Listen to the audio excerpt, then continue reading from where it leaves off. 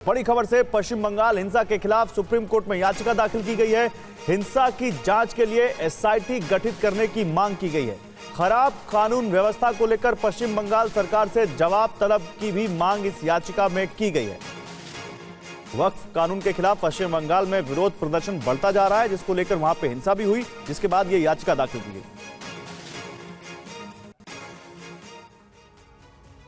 तो मुर्शिदाबाद हिंसा की तफ्तीश में कई परतें भी खुली हैं। पश्चिम बंगाल खुफिया विभाग के सूत्रों से अब बड़ा खुलासा हुआ है। पूरी खबर देखिए। मुर्शिदाबाद में आग किसने भड़काई, किसने लोगों को उकसाया, किसके इशारे पर हिंसा हुई।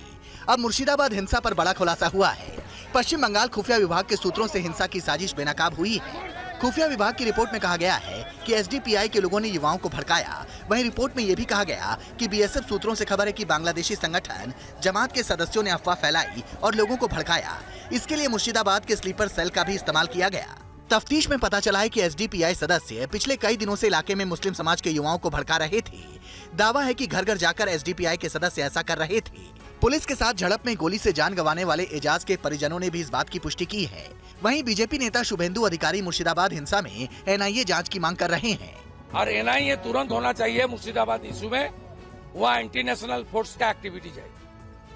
पहले एनआईए हुआ मोमिनपुर, इकबालपुर में, रिसड़ा में, डालखोला में, शिवपुर में। सब एक्सट्रीमिस्ट को अंदर किया एनआईए। यह अंसारुल बांग्ला पीएफआई सिमी का काम है। उसको पेट्रोनाइज कर रहा है यहाँ का सरकार। मुर्शिदाबाद हिंसा की वजह से पश्चिम बंगाल के कई जिलों में तनाव बढ़ गया है। अब बोजेर हाट में एसएफआई के कार्यकर्ताओं ने वक्फ संशोधन कानून के खिलाफ प्रदर्शन किया है। पूरी खबर देखिए। बीच सड़क पर हंगामा, पुलिस के साथ धक्का मुक्की, वक्फ कानून के खिलाफ नारेबाजी, जबरदस्त हंगामा। तस्वीरें पश्चिम बंगाल के भोजेर हाट इलाके की हैं। आज वक्फ कानून के खिलाफ प्रदर्शन किया गया। एसएफआई कार्यकर्ताओं ने सड़कों पर उतरकर वक्फ कानून के खिलाफ विरोध जताया। इस बीच रोड जाम भी किया गया, जिसकी वजह से स्थानीय लोगों को भारी मुश्किलों का सामना करना पड़ा। सड़क पर गाड़ियों की लंबी लाइनें लग गईं। इस दौरान पुलिस को एक्शन भी लेना पड़ा। प्रदर्शनकारियों को सड़क से हटाने के लिए पुलिस ने लाठीचार्ज किया। हालात सामान्य करने के लिए ज्यादा संख्या में पुलिस फोर्स बुलानी पड़ी, मगर प्रदर्शन के दौरान एसएफआई के कार्यकर्ता बेकाबू हो गए और पुलिस बैरिकेडिंग को तोड़ने की कोशिश करने लगे। काफी देर तक शोर शराबा और हंगामा होता रहा। एसएफआई कार्यकर्ताओं ने पुलिस के साथ धक्का मुक्की भी की, जिसके बाद पुलिस ने लाठीचार्ज किया। एसएफआई के कई कार्यकर्ताओं पर लाठियां भांजी गई। पुलिस ने जैसे तैसे एसएफआई कार्यकर्ताओं को खदेड़ा। पुलिस से हुई इस झड़प में कई एसएफआई कार्यकर्ताओं को चोटें भी आई। बड़ी बात यह है कि इस प्रदर्शन में शामिल होने वाले ज्यादातर एसएफआई कार्यकर्ता मुस्लिम समाज से थे। और वक्फ कानून पर झारखंड में राजनीतिक विवाद छिड़ गया है। राज्य के स्वास्थ्य मंत्री इरफान अंसारी ने कहा है कि वक्फ संशोधन कानून को झारखंड में लागू नहीं होने दिया जाएगा। उनके इस बयान पर बीजेपी ने पलटवार किया है। वक्फ कानून को लेकर झारखंड में बयानबाजी तेज हो गई है। राज्य के स्वास्थ्य मंत्री इरफान अंसारी ने कहा है कि भले ही देश में ये कानून बन चुका है, लेकिन झारखंड इससे प्रभावित नहीं होगा। अंग्रेज जो नीति पे चल रहा था, भाजपा उसी नीति पे चल रहा है, तो आने वाला दिन बहुत विस्फोटकारी होगा। झारखंड के स्वास्थ्य मंत्री के इस बयान से बीजेपी गुस्से में है। पार्टी ने कहा है कि देश संविधान और कानून से चलेगा, शरीयत से नहीं। आदरणीय श्री अमित शाह जी ने देश के सदन से इस बात को कहा है कि देश के बनाए हुए कानून को, पार्लियामेंट के बनाए हुए कानून को आपको मानना ही होगा। तो इरफान अंसारी जी को मैं सलाह दूंगा कि हमारे देश में अभी संविधान का राज चलता है, कानून का राज चलता है, शरीयत का राज यहाँ पर नहीं चलता है। और धीरे धीरे ये सभी लोग जो है बेनकाब हो रहे हैं और कहीं ना कहीं ये बात अब साफ होते जा रही है कि इनके मुंह में जो है बाबा साहब है, पर दिल में अभी भी जो है मोहम्मद अली जिन्ना साहब है। वहीं जेएमएम ने भी इरफान अंसारी के बयान का समर्थन किया है और कहा है कि केंद्र सरकार ने वक्फ को लेकर झारखंड सरकार से बात नहीं की, तो हम उनकी बात नहीं मानेंगे। ऐसे में आने वाले दिनों में वक्फ को लेकर तकरार और बढ़ने की उम्मीद है। बीजेपी नेता मुख्तार अब्बास नकवी ने कांग्रेस सांसद इमरान मसूद के 1 घंटे वाले बयान का जवाब दिया। उन्होंने टीवी9 से कहा कि वक्फ की लूट पर सर्जिकल स्ट्राइक हुई है। इसका दर्द कुछ नेताओं को है। बीजेपी के वरिष्ठ नेता मुख्तार अब्बास नकवी साहब हमारे साथ हैं। सर, वक्फ का कानून अभी संसद से पास हुआ है और वो नोटिफाई भी हो गया है। कांग्रेस पार्टी के एक सांसद हैं इमरान मसूद, उन्होंने कहा है कि 1 घंटे का समय मिलेगा, हम पलट देंगे जब हमारी सरकार। ये लश्कर लूट की को जो लंपट छूट थी उस पर सर्जिकल स्ट्राइक हुई है। लश्कर लूट के लंपट छूट पर जो सर्जिकल स्ट्राइक हुई है, तो उसमें मज़े की बात यह है कि चोट तो जो है लश्कर तबाही को लगी है, लेकिन चीख जो है वो लश्कर तुष्टीकरण की निकल रही है। और मुझे लगता है कि जो लोग इस तरह का भय और भ्रम का माहौल खड़ा करके और समाज के सौहार्द के ताने बाने को छिन्न भिन्न करने की कोशिश कर रहे हैं, षड्यंत्र कर रहे हैं, साजिशें कर रहे हैं, उन्हें हमें सफल नहीं होने देना है। हमें जो भी इस तरह का भ्रम पैदा करके इस तरह के जो है वो क्रिमिनल कॉन्स्पिरेसी के संदूक में जो है वो कम्युनल बंदूक लेकर के घूम रहे हैं, सीधे साधे मुसलमानों के कंधों पे बंदूक रख करके और क्रिमिनल कॉन्स्पिरेसी का संदूक लेकर के घूम रहे हैं, उन्हें जो है वो नाकाम करना होगा। क्योंकि ये कानून जो है वो किसी मजहब के लिए नहीं है, मुल्क का कानून है। पश्चिम बंगाल के मुर्शिदाबाद में हुई हिंसा पर कांग्रेस नेता दिग्विजय सिंह ने बड़ा बयान दिया है। उन्होंने सवाल उठाया कि नफरत फैलाने वालों को डीजे की अनुमति क्यों दी जाती है। वक्फ कानून के खिलाफ बंगाल हिंसा की आग में जल रहा है और अब इस पर राजनीति शुरू हो गई है। कांग्रेस नेता दिग्विजय सिंह ने जुलूस में डीजे की अनुमति देने पर सवाल उठा दिया है। क्या कारण है कि जो कुछ ऐसे संगठन जो कि नफरत फैलाते हैं, जो कि दंगे फसाद कराते हैं, उनको क्यों इजाज़त दी जाती है कि वे जुलूस के रूप में डीजे लगाकर मस्जिदों के सामने से निकलें? ये प्रशासन क्यों मंजूरी देता है? नहीं। और हिंसा के लिए बीजेपी आरएसएस को जिम्मेदार ठहराया है। साथ ही उन्होंने अंबेडकर को लेकर भी बीजेपी पर हमला बोला और कई गंभीर आरोप लगाए। मुझे इस बात की प्रसन्नता है कि भारतीय जनता पार्टी ने और संघ ने आखिर में बाबा साहब अंबेडकर और भारतीय संविधान के प्रति सम्मान की नज़र से देख रहे हैं। उधर आज मध्य प्रदेश के गुना में फिर बवाल हुआ है। हिंदू संगठनों के प्रदर्शन पर पुलिस एक्शन भी हुआ। देखिए ये पूरा अपडेट। गुना में अब हिंदू संगठनों का बवाल। हनुमान जयंती जुलूस पर पथराव के विरोध में सड़कों पर उतरे प्रदर्शनकारी। इस बीच भीड़ ने जय श्री राम के जयकारे लगाए। प्रदर्शनकारी बेकाबू हो रहे थे, जिसके बाद पुलिस ने सख्ती दिखाई और भीड़ के खिलाफ एक्शन शुरू कर दिया। आप सब नॉर्मल है, पुलिस फोर्स पर पर्याप्त मात्रा में लगा हुआ है। मैं स्वयं उसका नेतृत्व कर रहा हूं और जो एंटी सोशल एलिमेंट है, अगर सजा बिगाड़ने का कोशिश करेंगे उनको सख्ती से निपटा जाएगा। वहीं गुना के हनुमान चौक पर विश्व हिंदू परिषद और बजरंग दल के कार्यकर्ताओं ने जमकर हंगामा किया। इस बीच पुलिस ने प्रदर्शनकारियों को तितर बितर करने के लिए लाठीचार्ज भी किया। आज इन प्रदर्शनकारियों ने हिंसा के आरोपियों के खिलाफ सख्त कार्रवाई की मांग भी की। प्रदर्शनकारियों ने कहा कि आरोपियों के घर पर बुलडोजर कार्रवाई हो। हमारी पूरे हिंदू समाज की मांग है कि डोजर इनके जिनने अपराध किया है, इनने पत्थरबाजी की है मस्जिद से, वहाँ हर बार करते हैं। पूर्व में भी एक बार और हिंदू के जुलूस पे पत्थरबाजी कर चुके हैं। इनके खिलाफ कार्रवाई हो, रासुका की कार्रवाई हो और डोजर कार्रवाई होना चाहिए। दरअसल गुना में हनुमान जन्मोत्सव के दौरान हिंसा हुई थी। इस मामले में पुलिस ने मुख्य आरोपी विक्की पठान समेत 17 दंगाइयों को गिरफ्तार किया है। और अब खबर इंडिया ब्लॉक से। नेशनल हेराल्ड केस को लेकर आम आदमी पार्टी ने बीजेपी और कांग्रेस पर सांठगांठ के आरोप लगाए हैं। TV9 से बातचीत में आम आदमी पार्टी प्रवक्ता प्रियंका कक्कड़ ने कहा कि जब तत्कालीन मुख्यमंत्री केजरीवाल को गिरफ्तार किया जा सकता है तो हेराल्ड केस में राहुल गांधी क्यों नहीं। प्रियंका कक्कड़ ने कहा कि बीजेपी राज में कांग्रेस नेता की गिरफ्तारी क्यों नहीं होती है। नेशनल हेराल्ड मामले में कांग्रेस की मुश्किलें बढ़ती जा रही है। एजेंसी लगातार शिकंजा कसे। इसमें आम आदमी पार्टी क्या कहना है, उनकी राष्ट्रीय मुख्य प्रवक्ता प्रियंका कक्कड़ मेरे साथ है। प्रियंका जी, आप कैसे देखते हैं इस मामले को? देखिए, नेशनल हेराल्ड एक ओपन एंड शट केस है। 10 साल से एजेंसीज भाजपा के पास हैं, पर यहाँ आपने देखा होगा कि कांग्रेस का कोई नेता अरेस्ट ही नहीं होता।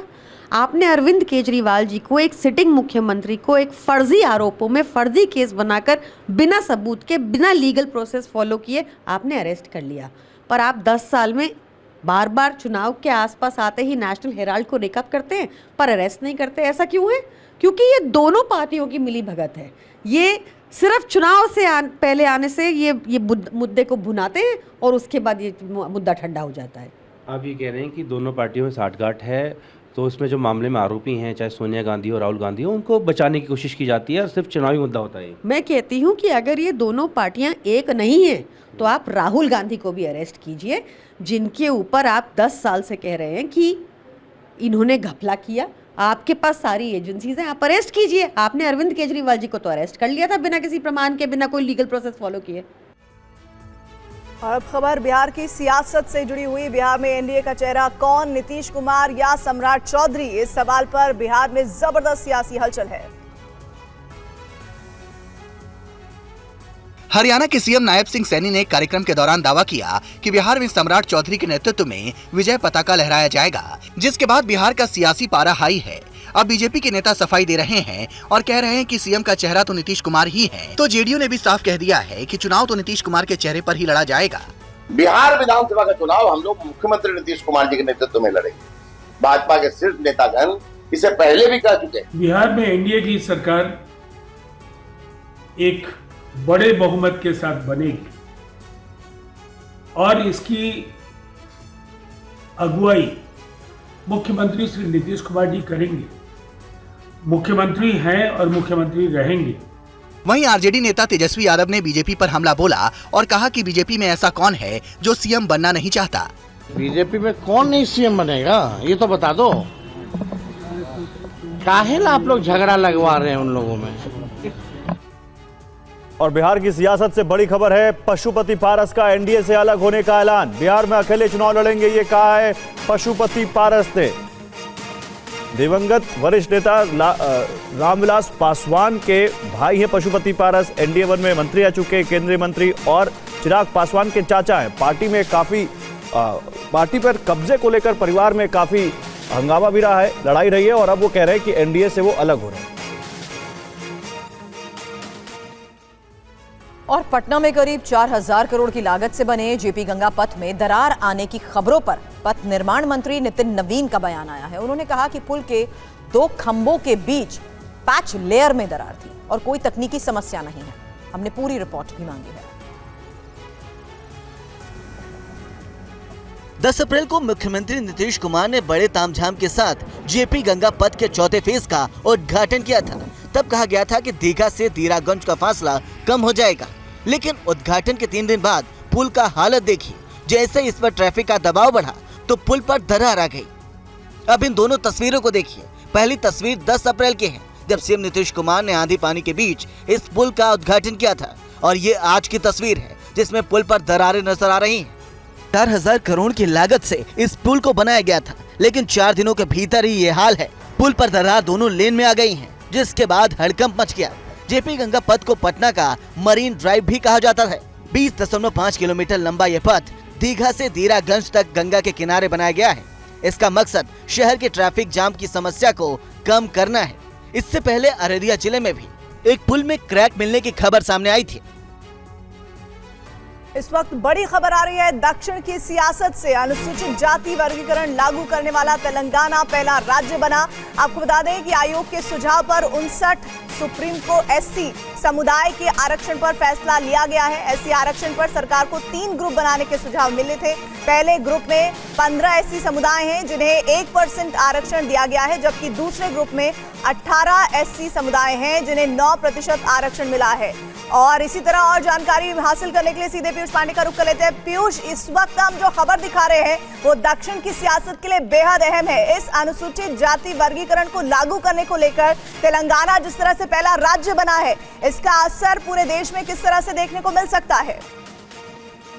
बिल्कुल, देखिए, अनुसूचित जाति वर्गीकरण लागू करने वाला पहला राज्य तेलंगाना बन गया है और इस संबंध में एक आदेश सोमवार को जारी किया गया है, जिसमें वो ऐसा करने वाला पहला राज्य है ये भी स्पष्ट किया गया। चूंकि ये जानकारी सिंचाई मंत्री एन उत्तम कुमार रेड्डी की ओर से दी गई है, ऑफिशियली उन्होंने ट्वीट भी किया है इस बारे में। और सबसे अहम बात ये है कि जो समुदायों को सरकारी नौकरी और शिक्षा में जो 15% आरक्षण मिलता है वो 3 समूहों में बांट दिया गया है और 1, 2 और 3 में विभाजित कर दिया गया है। तो अब ये जो आरक्षण को वर्गीकरण देने वाला पहला कदम उठाने वाला राज्य तेलंगाना बन गया है। और इस मामले में जो सरकारी आदेश जारी किया गया है उसमें ये कहा गया है कि तेलंगाना विधानमंडल के निम्नलिखित अधिनियम को 8 अप्रैल 2025 को तेलंगाना के राज्यपाल की स्वीकृति मिल गई है और इस स्वीकृति मिलने के साथ ही ये लागू कर दिया गया और देश में एक तरह से सबसे पहला राज्य अनुसूचित जाति वर्गीकरण को लागू करने वाला तेलंगाना बन गया। जी, शुक्रिया इस जानकारी के लिए आपका। और बॉलीवुड सुपरस्टार सलमान खान को जान से मारने की धमकी मिलने के बाद मुंबई पुलिस ने उनके घर के आसपास सुरक्षा और बढ़ा दी है। सलमान खान के परिवार के सदस्यों को भी पुलिस ने अतिरिक्त सुरक्षा मुहैया कराई है। मुंबई से हमारे संवाददाता जयप्रकाश सिंह की रिपोर्ट देखिए।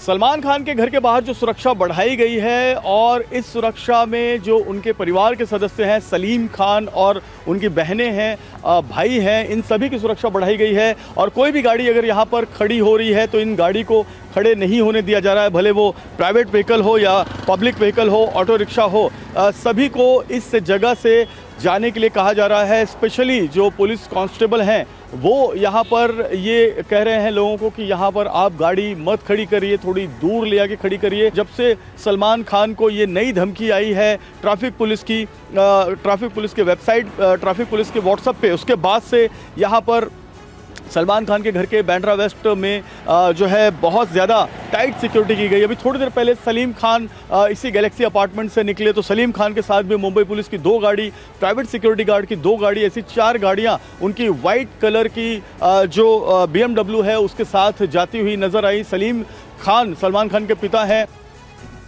मध्य प्रदेश के नीमच में जैन संतों पर हमले के बाद स्थानीय लोगों में जबरदस्त आक्रोश है। घटना के विरोध में ही जैन समाज ने आज बंद बुलाया। नीमच जिले के सिंगोली थाना के गांव कछाला में 3 जैन मुनियों पर बर्बरतापूर्वक हमला किया गया। घटना नीमच सिंगोली मार्ग के हनुमान मंदिर की है। तीनों मुनि रात्रि विश्राम कर रहे थे। देर रात 6 बदमाश शराब के नशे में मंदिर में घुसे। शराब पीने के लिए मुनियों से रुपए मांगे। मुनियों ने रुपए देने से इनकार किया तो बदमाशों ने गाली गलौज करते हुए लाठियों और धारदार हथियारों से हमला कर दिया। तीनों मुनि गंभीर रूप से घायल हो गए। घटना के बाद विशेष टीम बनाई गई जो आरोपियों की तलाश में जुट गई है। 6 संदिग्धों को हिरासत में भी लिया गया है जिससे पूछताछ की जा रही है। घटना के विरोध में जैन समाज ने सिंगोली बंद का आह्वान किया है। स्थानीय लोगों ने पुलिस अधिकारियों से मुलाकात कर आरोपियों के खिलाफ सख्त एक्शन लेने की मांग की है। 3 जैन मुनियों के साथ कुछ असामाजिक तत्वों द्वारा मारपीट की घटना कारित की गई है। इसमें नीमच सिंगोली पुलिस द्वारा त्वरित संज्ञान में लेते हुए FIR दर्ज की गई है गंभीर धाराओं में और रात में ही सभी आरोपियों को राउंड अप किया गया है। आरोपियों के विरुद्ध सख्त से सख्त कार्रवाई की जा रही है। और प्रयागराज में पुलिस पर लोगों ने हमला कर दिया है। मामला क्या है इस रिपोर्ट में दिखाते हैं। तस्वीरों में देखा जा सकता है कि पुलिस वालों पर हमला किया गया, मारपीट की गई, वर्दी भी फाड़ दिए गए। हैरानी की बात यह है कि इस घटना में महिलाएं भी नजर आ रही हैं जिसने पुलिस वालों से मारपीट की। दरअसल प्रयागराज में आरोपी को पकड़कर ले जा रही पुलिस टीम पर परिजनों ने अचानक हमला कर दिया। आरोपी को छुड़ाने का प्रयास करने लगे। इसी बीच परिजनों और पुलिसकर्मियों के बीच हाथापाई हो गई। मारपीट के दौरान आरोपी पुलिस के चंगुल से छूटकर भाग गया। इसके बाद पुलिस वापस लौट गई। घटना का वीडियो किसी ने सोशल मीडिया पर पोस्ट कर दिया। पुलिस ने मामले में 7 आरोपियों पर मुकदमा दर्ज किया है। घटना होलागढ़ थाने की है। पुलिस का कहना है कि रविंद्र कुमार सरोज पर लड़की को भगा ले जाने का मुकदमा दर्ज है। पुलिस ने लड़की को बरामद कर लिया मगर आरोपी फरार था। 11 अप्रैल को पुलिस को जानकारी मिली कि आरोपी घर पर है जिसे पकड़ने पुलिस पहुंची थी। इस मारपीट से पहले एक पुलिसकर्मी की लोगों से काफी बहस हुई थी। इस बहसबाजी के बाद ही पुलिसकर्मी ने थाने से अपनी टीम को बुलाया था जिसके बाद मारपीट हुई। और पश्चिम बंगाल से बवाल की और तस्वीर सामने आई है। फुटबॉल ग्राउंड आपसी मारपीट की वजह बन गया। लाठीचार्ज भी है, धुमधुमार। तस्वीरें पश्चिम बंगाल के नादिया जिले की हैं, जहां 2 पक्ष आपस में भिड़ गए, लाठी डंडे चलने लगे।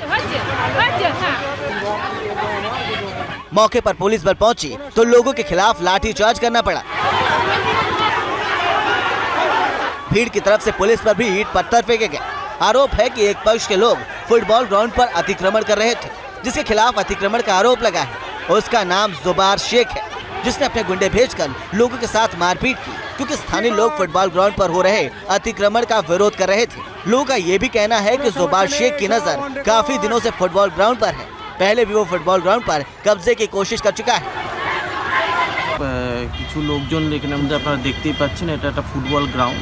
এখানের মধ্যে কিছু লোকজন খেলাধুলা করে, তো সেখানের মধ্যে কিছু লোক সেখানের মধ্যে জায়গাটা কিনেছে বলেছে, এরকম তাদের কাছে দাবি করছে। যদিও তার সপক্ষে আমরা এখনো কোনো কিছু প্রমাণ সেখানের মধ্যে দেখাতে পারিনি, আমরাও পাইনি। बड़ी खबर आ रही है वक्फ कानून पर। बंगाल में फिर हिंसा हुई है। दक्षिण 24 परगना में फिर हिंसा की जानकारी है। प्रदर्शनकारियों ने पुलिस की गाड़ियां जला दी हैं। प्रदर्शनकारियों ने कई बाइक भी फूंकी है। तो ये जानकारी वक्फ कानून पर। तस्वीरें देखिए किस तरह से वाहनों को नुकसान पहुंचाया गया है। ये तस्वीरें हैं दक्षिण 24 परगना की, जहां प्रदर्शनकारियों ने पुलिस की गाड़ियों को जला दिया है। प्रदर्शनकारियों ने बाइक फूंक दी है। तो वक्फ कानून को लेकर लगातार विरोध अलग अलग जगहों से सामने आ रहा है, लेकिन इसका व्यापक असर इस विरोध का जो देखने को मिल रहा है वो बंगाल में देखने को मिल रहा है। ये दक्षिण 24 परगना की तस्वीरें, जहां पर पुलिस की गाड़ियों को, उनकी बाइकों को आग के हवाले कर दिया गया है। और अब हरियाणा से खबर। हरियाणा में खेल के नाम पर मजाक हो रहा है। भिवानी में अंधेरे में तीरंदाजी प्रतियोगिता करा दी गई। ये रिपोर्ट देखिए।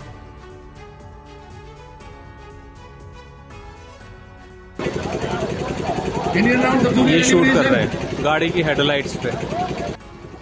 लाइट नहीं होने की वजह से कारों की हेडलाइट्स जलाकर इस तीरंदाजी प्रतियोगिता का आयोजन किया गया। दरअसल बिजली गुल हो जाने की वजह से फ्लड लाइट नहीं थी, जिसके बाद कारों की लाइट जलाई गई। न सिर्फ कारों की लाइट में तीर चलाए गए, बल्कि मेडल भी अंधेरे में ही दिए गए। ये लाइट यहाँ पर भी नहीं है और मेडल सेरेमनी हो रही है। जबकि हरियाणा खेलों का सिरमौर है। ओलंपिक में अब तक जीते गए कुल 41 पदकों में से लगभग 30% हरियाणा के खिलाड़ियों ने जीते हैं। पेरिस ओलंपिक में भी जीते गए 6 में से 4 पदक में हरियाणा का योगदान है, लेकिन इसके बावजूद प्रदेश के कई हिस्सों में बुनियादी सुविधाओं का अभाव है। इसका जीता जागता उदाहरण देखने को मिला भिवानी में, जहां राज्य स्तरीय तीरंदाजी प्रतियोगिता में बिजली नहीं होने के कारण खिलाड़ियों को कार की रोशनी में तीर चलाने पड़े। इसमें अंडर 10, अंडर 13, अंडर 15 और सब जूनियर सीनियर आयु वर्ग के खिलाड़ियों ने भाग लिया था। अब सोशल मीडिया पर इस प्रतियोगिता का वीडियो तेजी से वायरल हो रहा है। हालांकि अभी तक किसी के खिलाफ कोई कार्रवाई नहीं की गई है। दिल्ली पुलिस ने बच्चों को बेचने वाले गिरोह का पर्दाफाश किया। मानव तस्करी करने वाला गैंग कई राज्यों में सक्रिय था। पुलिस ने गैंग के 3 सदस्यों की गिरफ्तारी की है। बच्चों को बेचने वाले गिरोह के सरगना ने कई महिलाओं को भी अपनी गैंग में शामिल किया था। पुलिस की गिरफ्त में आए ये 3 लोग उसी गिरोह के सदस्य हैं, जो उन दंपतियों को बच्चा बेचते थे जिनकी कोई संतान नहीं होती थी। ये लोग दिल्ली एनसीआर में अमीर परिवारों को 5 से 10 लाख में बच्चे बेचते थे। पुलिस ने इनके कब्जे से एक 3-4 दिन का नवजात शिशु भी बरामद किया है। गिरफ्त में आई इन तीनों ने पुलिस की पूछताछ में बताया कि वो राजस्थान और गुजरात से नवजात शिशुओं को लेकर दिल्ली में बेचा करते थे। द्वारका पुलिस ने गुप्त सूचना के आधार पर इस रैकेट का पर्दाफाश किया है। इस गिरोह के सदस्य यास्मीन, अंजलि और जितेंद्र को गिरफ्तार कर लिया गया है। तीनों दिल्ली के अलग अलग इलाकों के रहने वाले हैं। इनमें से अंजलि पहले भी चोरी कर बच्चों को बेचने के मामले में गिरफ्तार हुई थी। पुलिस अब पता लगा रही है कि इन्होंने अब तक कितने बच्चों को कहां-कहां बेचा। इसके साथ ही पुलिस ये भी पता लगा रही है कि गिरोह का सरगना कौन है और उसके तार कहां-कहां से जुड़े हैं। गुजरात में एक बार फिर से ड्रग्स की बड़ी खेप पकड़ी गई है। गुजरात एटीएस और कोस्ट गार्ड के संयुक्त ऑपरेशन में अरब सागर से 300 किलोग्राम ड्रग्स जब्त की गई है। अंतर्राष्ट्रीय बाजार में इस ड्रग्स की कीमत 1800 करोड़ रुपए बताई जा रही है। गुजरात एटीएस और इंडियन कोस्ट गार्ड के ज्वाइंट ऑपरेशन में ये कामयाबी मिली। इंडियन कोस्ट गार्ड ने कल रात गुजरात एटीएस के ज्वाइंट ऑपरेशन में गुजरात तट के पास से 1800 करोड़ रुपए की 300 किलोग्राम नशे की खेप जब्त की है। दरअसल तस्करों ने इंडियन कोस्ट गार्ड के जहाज को देखते ही ड्रग्स समुद्र में फेंक कर भाग गए। कोस्ट गार्ड के जवानों द्वारा समुद्र से ड्रग्स की खेप बरामद कर आगे की जांच के लिए गुजरात एटीएस को सौंप दी गई है। आशंका है कि इस ड्रग्स की सप्लाई पाकिस्तान से की जा रही थी। इतनी बड़ी तादाद में ड्रग्स का पकड़ा जाना ड्रग तस्करी के खिलाफ सरकारी एजेंसियों में मजबूत तालमेल का सबूत है। गुजरात में इससे पहले भी एटीएस, कोस्ट गार्ड और एनसीबी संयुक्त ऑपरेशन में ड्रग्स की बरामदगी कर चुके हैं। गौरतलब है कि गुजरात ड्रग्स तस्करी का अहम रूट बनता जा रहा है। पिछले साल अप्रैल 2024 में भी पोरबंदर के पास 86 किलो ड्रग्स पकड़ी गई थी, जिसकी कीमत करीब 600 करोड़ रुपए थी।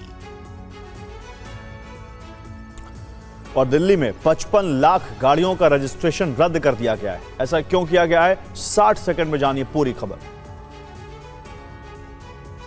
दिल्ली सरकार ने पुरानी गाड़ियों के लिए नए दिशा निर्देश जारी किए हैं। प्रदूषण को देखते हुए दिल्ली में अब पुरानी गाड़ियों पर सख्त कार्रवाई होगी। दिल्ली में अब 15 साल से पुरानी 55 लाख से ज्यादा गाड़ियों का रजिस्ट्रेशन रद्द कर दिया गया है। इन गाड़ियों में ट्रक, कैब, कार, बाइक और ऑटो रिक्शा भी शामिल है। दिल्ली सरकार ने 2024 से दिल्ली में 10 साल से पुरानी डीजल और 15 साल से पुरानी पेट्रोल और सीएनजी गाड़ियों का पंजीकरण रद्द कर दिया है। पुरानी गाड़ियों को सार्वजनिक स्थानों पर पार्क करने पर भी पूरी तरह से बैन लगाया गया है। गाड़ी मालिक इन गाड़ियों को सिर्फ अपनी निजी पार्किंग स्पेस में रख सकते हैं। परिवहन विभाग, दिल्ली ट्रैफिक पुलिस, नई दिल्ली नगर पालिका परिषद, दिल्ली नगर निगम और दिल्ली छावनी बोर्ड पुरानी गाड़ियों को अब जब्त कर सकते हैं। अगर ये पुरानी गाड़ियां दिल्ली के सार्वजनिक स्थानों पर चलती या पार्क होती दिखाई दें तो इन्हें जब्त किया जा सकता है। इसके अलावा 5,000 या 10,000 रुपए का जुर्माना भी संभव है। इसके साथ ही ऐसी गाड़ियों के लिए अब पेट्रोल, डीजल और सीएनजी भी नहीं मिलेगा। और यूपी के फिरोजाबाद से हैरान कर देने वाला मामला सामने आया। पुलिस आरोपी की जगह महिला जज नगमा खान को ही खोजने लगी। पूरी रिपोर्ट देखिए। चोरी के मामले में फरार चल रहे एक अपराधी के खिलाफ अदालत ने गिरफ्तारी और कुर्की का आदेश दिया, जिसके बाद जांच अधिकारी बनवारी लाल ने चोर के बजाय जज की तलाश शुरू कर दी। इस मामले का खुलासा तब हुआ जब बनवारी लाल ने एक रिपोर्ट अदालत में दाखिल की। इस रिपोर्ट में आरोपी की जगह न्यायिक अधिकारी नगमा खान का नाम था और लिखा था कि काफी प्रयासों के बावजूद अभियुक्ता नगमा खान संबंधित पते पर नहीं मिली। वहीं जब इस मामले की जानकारी महिला जज को मिली तो हड़कंप मच गया। उन्होंने आईजी आगरा रेंज को चिट्ठी लिखकर मामले की जानकारी दी तो जांच अधिकारी बनवारी लाल को लाइन हाजिर कर दिया गया और विभागीय जांच के आदेश दिए गए हैं। थाना उत्तर पे तैनात उप निरीक्षक बनवारी लाल द्वारा अभियुक्त के नाम के स्थान पर माननीय अपर सिविल जज सीनियर डिवीजन का नाम अंकित करते हुए यह रिपोर्ट लगा दी गई कि अभियुक्ता उक्त पते पे नहीं रहती है। इस संदर्भ में इनको एसआई बनवारी लाल को लाइन हाजिर कर दिया गया है। दिल्ली बिल्डर मर्डर केस की गुत्थी सुलझ गई है। लंदन में बैठे गैंगस्टर कपिल सांगवान ने प्रॉपर्टी डीलर राजकुमार दलाल की हत्या करवाई थी। देखिए बड़ा खुलासा। प्रॉपर्टी डीलर मर्डर केस को सुलझाने में दिल्ली पुलिस को बड़ी कामयाबी मिली है। प्रॉपर्टी डीलर राजकुमार दलाल मर्डर केस की गुत्थी को पुलिस ने सुलझा दिया है। इस हत्या को अंजाम देने वाले आरोपी शूटर शुभम और शौकीन को पुलिस ने गिरफ्तार किया है। दोनों आरोपियों को लखनऊ से गिरफ्तार किया गया। पुलिस ने बताया कि दोनों आरोपी कपिल सांगवान उर्फ नंदू गैंग के शूटर हैं।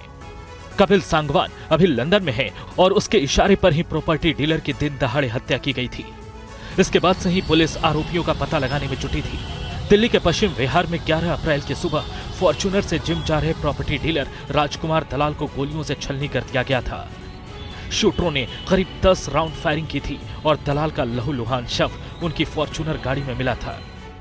शुरुआती तफ्तीश में इस केस में दिल्ली के नामी गैंगस्टरों के बीच चल रही वर्चस्व की लड़ाई को कारण बताया गया था। साथ ही हत्या के बाद से गैंगस्टर कपिल सांगवान का नाम सामने आने लगा। दरअसल कपिल सांगवान की दिल्ली के मंजीत महल से दुश्मनी है। मृतक राजकुमार की मंजीत महल गैंग से नजदीकी थी। इसी वजह से राजकुमार की हत्या की गई थी। और देखिए कांग्रेस संगठन से जुड़ी बड़ी खबर। जिला अध्यक्षों के चुनाव में बड़ा बदलाव किया गया है। अब केंद्र और राज्य के पर्यवेक्षक मिलकर जिला अध्यक्ष का चुनाव करेंगे। पायलट प्रोजेक्ट के लिए गुजरात का चुनाव किया गया है। गुजरात के 43 जिलों के लिए 43 केंद्रीय पर्यवेक्षक और 172 राज्य पर्यवेक्षक की नियुक्ति की गई है। राहुल गांधी पर्यवेक्षकों की बैठक में कल अहमदाबाद में हिस्सा लेंगे, जिसमें जिला अध्यक्ष के चुनाव की गाइडलाइन साझा की जाएंगी।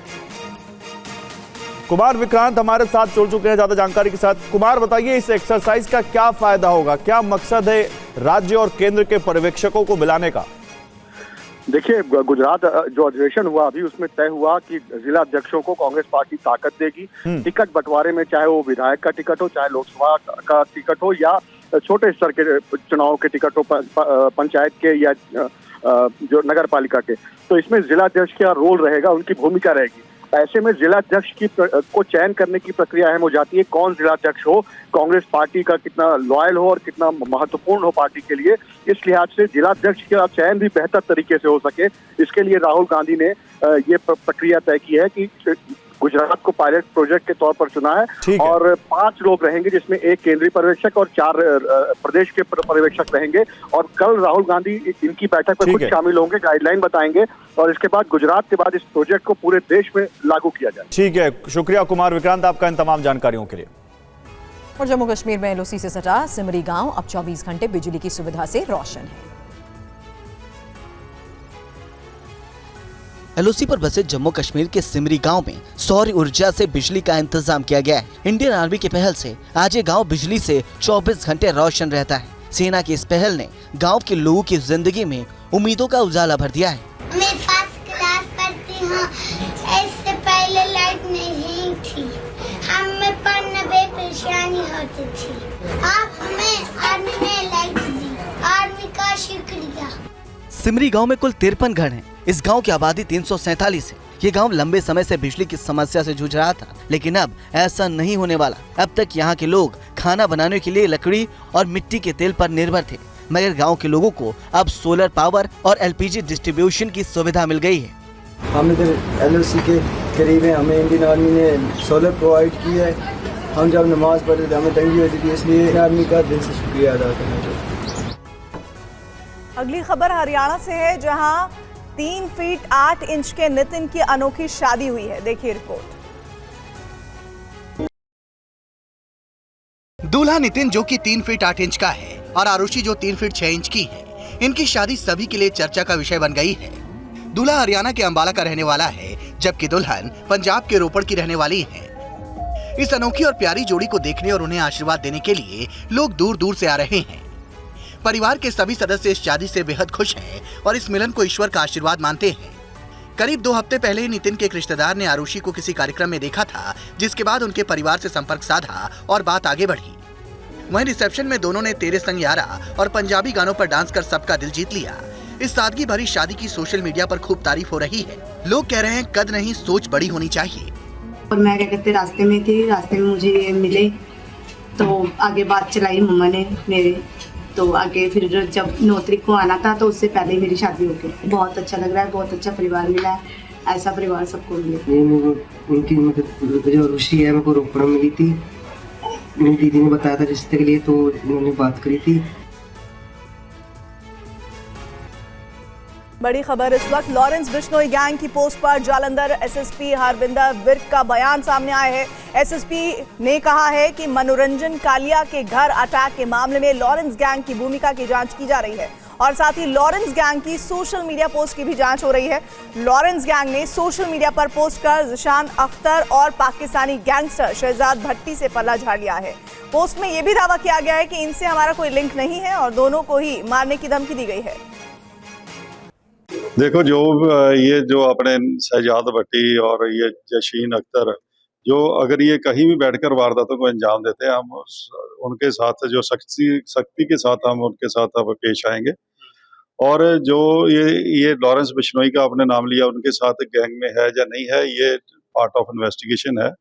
जो मॉड्यूल हमने बस्ट किए हैं, जो पहले भी किए हैं, उनमें जो लिंक सामने आता है विदेश में बैठकर, अगर ये जो आपने बताया कि ये यूट्यूबर रॉजर संधू वाला जो मसला आपने बताया, रसूलपुर वाला, और जितने भी अदर इंसिडेंट्स हुए हैं, उनमें जो भी विदेशों में बैठकर आए, हमने उनको रजिस्टर किया, केस रजिस्टर